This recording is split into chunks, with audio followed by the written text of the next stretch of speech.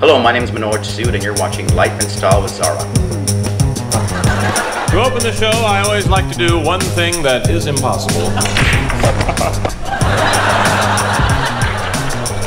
Okay, let's get started. Manoj Sood has been on the big screen since 1994. Today he'll be joining us and talking to us what his journey has been like. How are you doing, sir? Very well, thank you. Good. Thank you for coming here today. Oh, my pleasure. So, you've been acting for the last 17 years. What has that been like for you? It's been fantastic. I didn't expect it to turn out this way, especially the last, I'd say, 8 or 10 years. It's before 1994, so I'd say quite simply it's been fantastic. Now, what is it like for a South Asian actor breaking into Hollywood or even Canadian mainstream? What's it like? Well, people told me it was going to be a very rough ride for me, but for me, it went quite smoothly with a few ups and downs. So I don't see it as a breaking in type of situation. Like anything, it took time and persistence. And so I don't think that anything unique happened to me because of the fact that because of my distinct ethnicity. I think that I, just like anybody else, I had to take my time and go with the blows and just keep trying. And you've been really busy. What are you working on right now? Well, I just finished filming the 6th and final season of Little Mosque on the Prairie. That was busy in the spring. Before that, I did a film called Brothers and Sisters, and before that I did its pre-sequel, Fathers and Sons. And that went into VIF, right? Vancouver International Yes, that's Film right. Festival. Okay. That's right, yeah.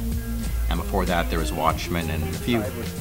Now tell us a bit about Little Mosque on the Prairie and what your character, your role is on the show. Well, in a nutshell, Little Mosque on the Prairie, it's a sitcom about a small Muslim community in a small Canadian prairie town, and the humor comes from the internal conflict and relationships between the actual Muslim characters and, of course, the non-Muslim townspeople. My character is named Babar Siddiqui. He's an economics professor, and he's a right-wing, ignorant, chauvinistic, Fun. orthodox Muslim who is a very sweetheart. And the irony of his character is that in spite of that he has all those negative attributes, he's a real lovable, sweet person. Okay. Now, how long have you been working on the show? And are you Muslim? No, my family's Hindu. Okay. Yeah. But do you get cast a lot as Muslim or Arab? I do because, dare I'm about to say, because since 9/11, most of the brown people you'll see on TV, or the characters, are Muslim characters. The fact is, it's created a huge. The whole 9/11 situation has created a whole, like, I hate to say it, like spin-off almost, where there's so many shows dealing with that issue in an indirect and very indirect way.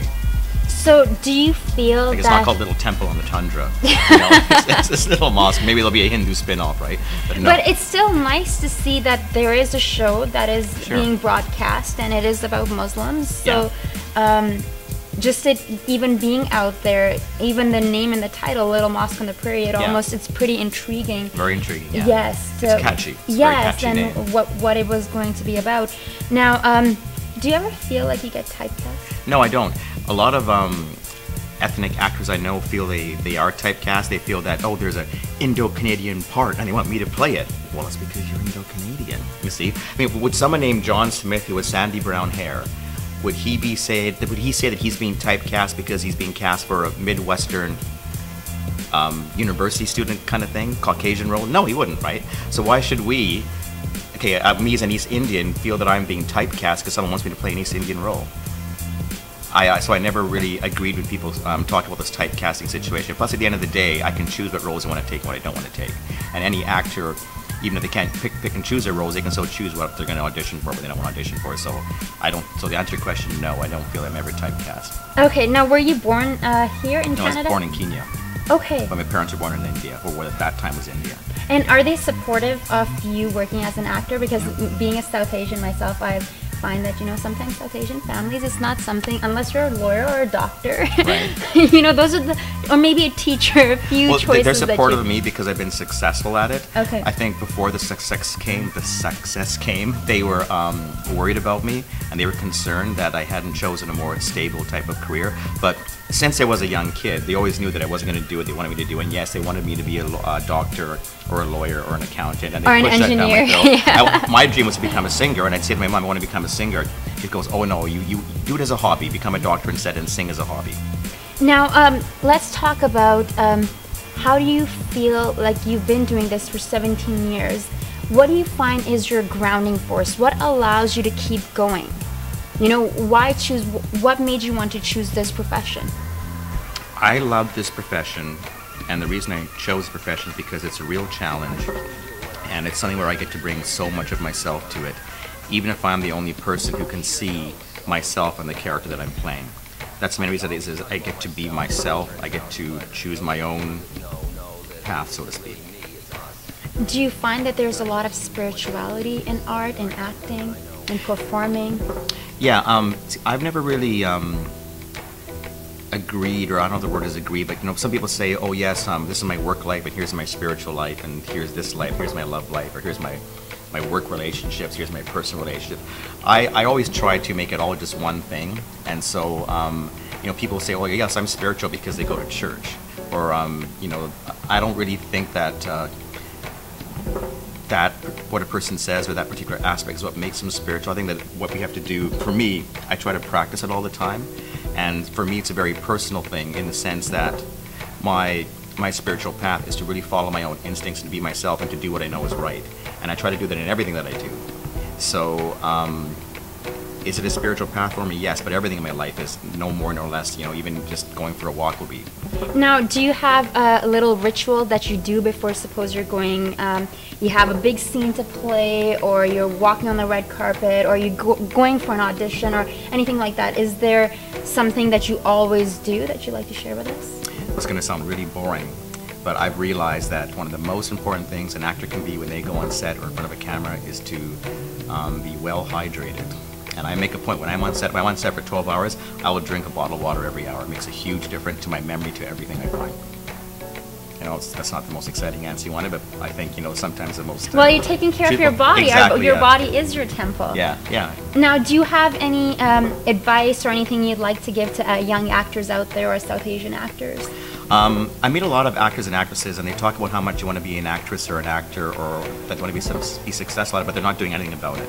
They don't take advantage of free classes at the acting union. So I think that if you really want to do it, you'll find yourself pursuing it relentlessly all the time, and you'll be living and breathing it. And if you're not living and breathing it and pursuing it very aggressively and actively, then I'd say follow your parents' advice and become that doctor or accountant, because it's not going to work for you. It's a really tough business.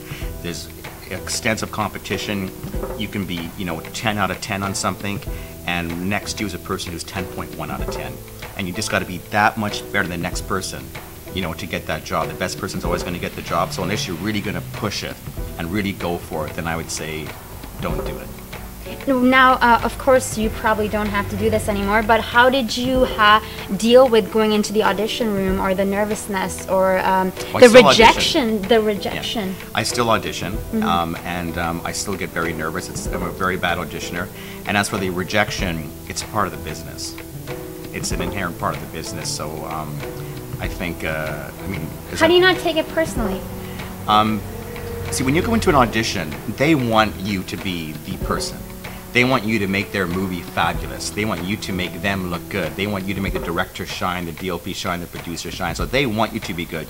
So if you don't get it, and you tried your best at it, it's not that anything's wrong with you.